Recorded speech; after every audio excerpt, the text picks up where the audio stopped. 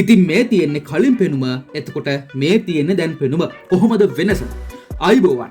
හිතවතුනි, ගෙදර තියෙන ටයිල් වල, විදුලි ස්විච් වල, එහෙම නැත්නම් මෙන්න මේ වගේ සිමෙන්ති බංකු, ගල් බංකු, එහෙම නැත්නම් සිමෙන්ති ගෘහ උපකරණ වල තියෙන ලේසියෙන් යවන්න බැරි ඕනම පැල්ලමක් විනාඩියෙන් යවමුද? ඉතින් මේක හදා ගන්න අමුද්‍රව්‍ය දෙකක් විතරයි ඔයාට ඕන වෙන්නේ. ඒවත් කඩෙන් ගන්න ඕනේ නැහැ. දැනටමත් ඔයාගේ ගෙදර මුළු තැන්ගේ, එහෙම නැත්නම් නිවසේ ප්‍රථමාධාර පෙට්ටියෙම තියෙනවා. ඉතින් මේ වීඩියෝ ඔයා එකපාරක් බැලුවා කියලා කියන්නේ ආයෙත් කිසිම දවසක පිරිසිදුකාරක වලට සත 5ක්වත් වියදම් කරන්නේ නැහැ කියලා 100,000ක් අපිට විශ්වාසයි. එහෙනම් ඔහොමම ඉන්න අපි දැන් බලමු කොහොමද මේක පටස් ගාලා හදාගන්නේ කියලා. හොඳයි, අදත් වෙනද වගේම බොහොම ආදරෙන් ඉල්ලනවා මේ වටිනා වීඩියෝව සමග එක හුස්මට රැඳිලා ඉන්න කියලා. හරි, වැඩි කතා වුන්නේ නැහැ. අපි කෙලින්ම බලමු කොහොමද මේක හදාගන්නේ, මොනවද මේකට ඕන වෙන්නේ කියලා.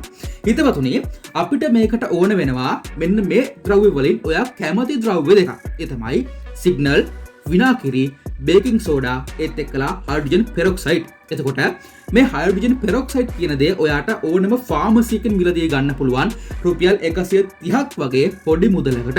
එතකොට විනාකිරි සහ හයිඩ්‍රජන් පෙරොක්සයිඩ් කියන මේ දෙකම එකට මිශ්‍ර කරන්නත් එපා. උදාහරණයක් විදිහට කියනවා නම් ඔයාට පුළුවන් සිග්නල් සහ හයිඩ්‍රජන් පෙරොක්සයිඩ්, විනාකිරි සහ බේකින් සෝඩා එකට මිශ්‍ර කරගන්න. හරි, මම දැන් මෙතනදී ඔයාලට මේක පැහැදිලි වෙන්න ඕන නිසා මේ වර්ග 3ක් එකට මිශ්‍ර කරලා පෙන්නනවා මේකේ තියෙන ඇදහිය නොහැකි ප්‍රතිඵල ටික. හරි, මම මෙතනදී තෝරගන්නවා සිග්නල්, බේකින් සෝඩා සහ හයිඩ්‍රජන් පෙරොක්සයිඩ් කියන ද්‍රව්‍යයන් තුන. ඔයාට ඕනම ද්‍රව්‍ය දෙකක් දාගන්න පුළුවන්. මතක ඇතුව ඝනයක් සහ දියරයක් එකට මිශ්‍ර කරගන්න ඕනේ. ඉතින් සාමාන්‍යයෙන් මේකට ඔයා විනාකිරි දැම්මත් මෙන්න මේ වගේ පෙන එන ගතියක් වෙනවා. මේකට හේතුව තමයි මේවා එකිනෙක ප්‍රතික්‍රියා කිරීම කියලා කියන්නේ. එතකොට ඒ ප්‍රතික්‍රියා වෙන්නේ කොහොමද? ඒක නිසාම පිරිසිදු වෙන්නේ කොහොමද කියලා මම ඔයාට ඉදිරියට පැහැදිලි කරලා දෙන්නම්. හරි, දැන් මෙන්න මේ විදිහට මේ ටික හොඳට එකට මිශ්‍ර කරගන්න ඕනේ විනාඩි කිහිපයක්.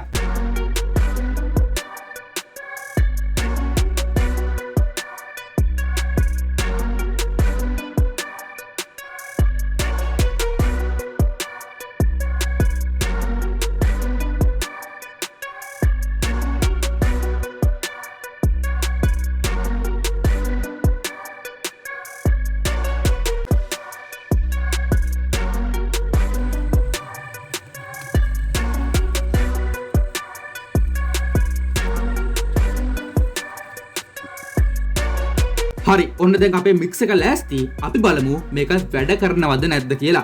ඉතින් මම මුලින්ම ටයිල් පොලවක් මේකට භාවිතා කරනවා මේ දියරේ භාවිතයෙන් පිරිසිදු කරගන්න. ඉතින් ඔයාලට පුළුවන් මේ විදිහට සරල බ්‍රෂ් එකක් භාවිතා කරලා මේක ඇප්ලයි කරගන්න. ප්‍රධාන වශයෙන්ම මේ ටයිල් අතර තියෙන හිස්තැන් කොටස්, එහෙම නැත්නම් අපි කියනවා ග්‍රවුට් වල තියෙන ඊටමත් තද පැල්ලම් මේක නිසා පහසුවෙන්ම ඉවත් කරගන්න පුළුවන්. ඒ කියන්නේ මිල අධික පිරිසිදුකාරක දියර වලට යන වියදම ඔයාට සම්පූර්ණයෙන්ම ඉතිරි කරගන්න හැකියාවක් තියෙනවා.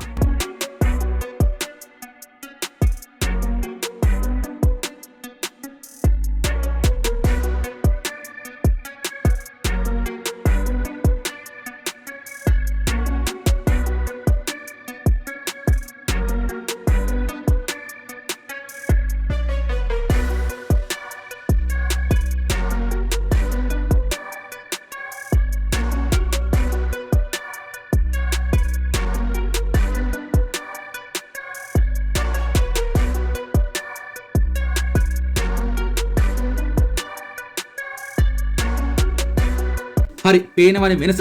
ඇත්තටම අපි හිතුවට වැඩිය ලොකු ප්‍රතිඵලයක් ගන්න පුළුවන් මේ මිශ්‍රණ දෙක එකට භාවිතා කරලා. හොඳයි, ඊළඟට අපි බලමු අපේ නිවස් වල තියෙන මේ විදුලි ස්විච් සහ බිත්ති වල තියෙන ඊටම තද පැල්ලම් මේ දියරේ මගින් යවා ගන්නේ කොහොමද කියලා. දැන් ප්‍රධාන වශයෙන්ම ඔයා මේක විදුලි ස්විච් වලට ඇප්ලයි කරනවා නම් අනිවාර්යයෙන්ම නිවසේ විදුලිය විසන්ධි කරගන්න ඕනේ. ඒත් එක්කලා ඔයා මේක බිත්ති වලට ඇප්ලයි කරනවා නම් මුලින්ම පොඩි තැනක මේක ආලේප කරලා බලන්න. මේක නිසා ඔයාගේ බිත්ති වල තියෙන පේන්ට් එකට මොකක් හරි හානියක් වෙනවද කියලා. මොකද අපි මේකට හයිඩ්‍රජන් පෙරොක්සයිඩ් දාගෙන තියෙන නිසා.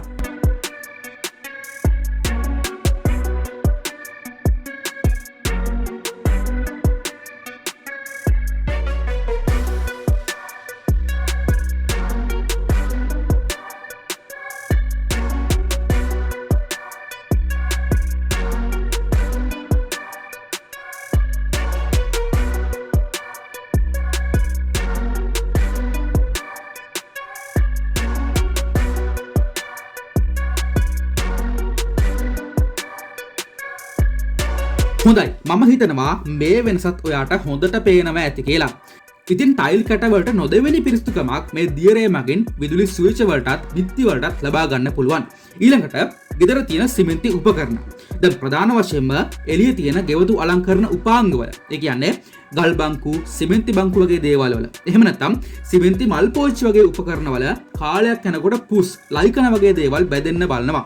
ඉතින් අපි කොයිතරම් මිල අධික දේවල් දාලා පිරිසිදු කරත් ආයෙත් ටික දවසකින් මේක මේ විදිහටම මේවා වර්ධනය වෙනවා. නමුත් මේ මිශ්‍රණයට පුළුවන් ඒ දේවල් සම්පූර්ණයෙන් පාහේ නවත්වන්න. එහෙනම් අපි බලමු කොහොමද මේ මිශ්‍රණය භාවිතයෙන් මේ දේවල් පිරිසිදු කරගන්නේ කියලා.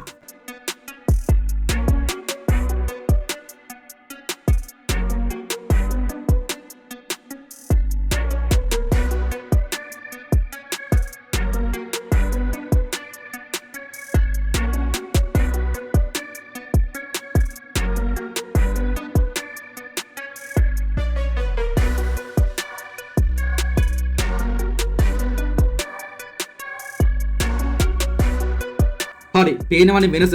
ඉතින් මට හිතුණා මේ වර්ග තුනෙන් මෙච්චර හොඳට පිරිසිදු වෙන්නේ කොහොමද කියලා ඔයාලට ටිකක් විද්‍යාත්මකව පැහැදිලි කරලා දෙන්න ඕනේ කියලා. හිතවතුනි මෙතනදී සම්පූර්ණයෙන්ම වෙන්නේ ප්‍රබල රසායනික ප්‍රතික්‍රියාව. මම ඒක ඔයාට මෙන්න මේ විදිහට සරල විදිහට පැහැදිලි කරලා දෙන්නම් ඔයාගේ වැඩි දුර දැනුමට. හිතවතුනි බේකින් සෝඩා කියලා කියන්නේ සරල භස්මයක් එහෙම නැත්නම් මිල්ට් බේස් එකක්. ඉතින් මෙමගින් මතුපිට ස්තරය සීරීමකට ලක් නොකර තදින් ඇලී තියෙන කුණු මලකඩ එහෙම නැත්නම් පුස් වගේ පැල්ලම් ඉවත් කරන්න සමත් වෙනවා.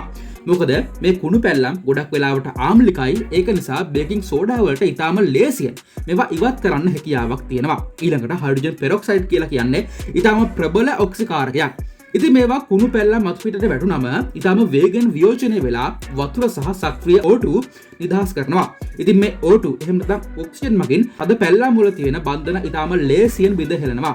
ඉතින් පැල්ලම් දුර්වල වෙලා පාට නැති වෙලා යනවා. අවසානයේ සිග්නල්. පොදුවේ ගත්තල දන්තාලේපවල අඩංගු වෙන්නේ කැල්සියම් කාබනේට් වගේ ද්‍රව්‍යයක් සහ සර්ෆැක්ටන්ට් කියන ද්‍රව්‍යයි. ඉතින් මේවායින් කරන්නේ බේකින් සෝඩා වලින් සහ හයිඩ්‍රජන් පෙරොක්සයිඩ් මගින් ලිහිල් කරපු කුණු ටික වට කරගෙන ඒවා ගලවා ඉවත් කර දැමීමයි. ඉතින් ඔන්න ඔහොම තමයි දෙදරම තියෙන. ඔයාගේ මුළු තැන්ගෙයිම තියෙන. එහෙම නැත්නම් ඔයාගේ ප්‍රථමාධාර පෙට්ටියේ තියෙන ප්‍රබල රසායනික ද්‍රව්‍යයන් තුනක් එකතු කරලා ඕනම පැල්ලමක් යවන්න පුළුවන් ප්‍රබල ක්ලීනින් ඒජන්ට් එකක් ගෙදරදීම හදාගන්න. එහෙනම් වැදගත් වෙයි කියලා හිතන යාළුවෙක්ට මේ වීඩියෝ එක අනිවාර්යයෙන්ම ෂෙයා කරන්න. එහෙනම් අදට ගිහිල්ලා එන්නම්. ඔයාට ජයෙන් ජයම වේවා.